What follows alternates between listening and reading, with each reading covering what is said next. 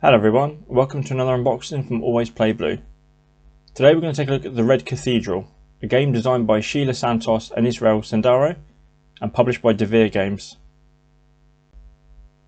The Red Cathedral is a game that I picked up after we saw the Sharp and Sit Down review, and it looked really interesting. It looks like a really big game. It's packed into quite a decent size box. It uses a rondel mechanic, where you're moving the dice around and taking actions, and then you're sort of choosing to build sections of a cathedral and then trying to get the resources to build that.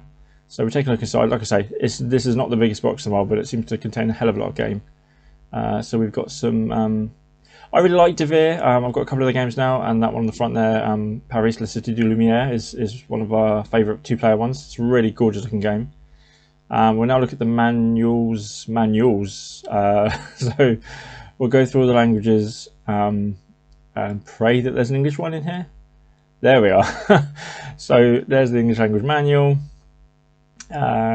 Quite packed, the old setup there. I like when they do the sort of the game picture setup, and then they number the different sections, and then that's where, as you read through them, so you can kind of, when they say a certain kind of card, and you can look and see, that's the small ones like that, or whatever. So we get onto the components. Sorry.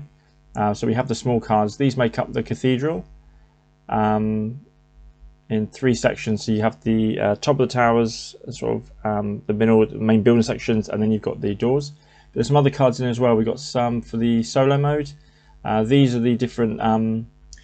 There's like extra abilities. So you've got the rondel, and it's split into quarters. It's seasonal, and there's you pick a random character, and they give you extra little bonuses when you land in those sections.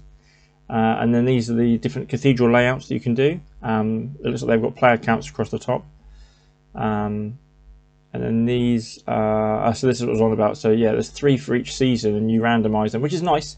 I always like a game that sort of, it's not rigid every time you play it, and you don't need to have a modular game board or something like that. Just tiny little things every now and then that just change things up so your tactics aren't always the same.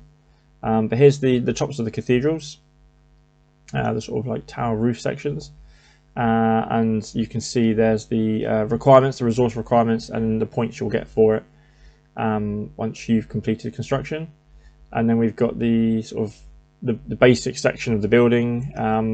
And you can see as well the little arch there. That's actually part of the decoration feature. So you can have arches, sort of arch windows there, doors on the bottom section with the steps, and then there's like a little, you can have like a cross on the top of the towers. So that's the cathedral parts of the building. These are the dice, quite basic, nothing special, but nice and chunky ones. And that's the colours you'll be controlling as you move the dice around the rondel. So whatever number's on them, that's how many sections you can move them.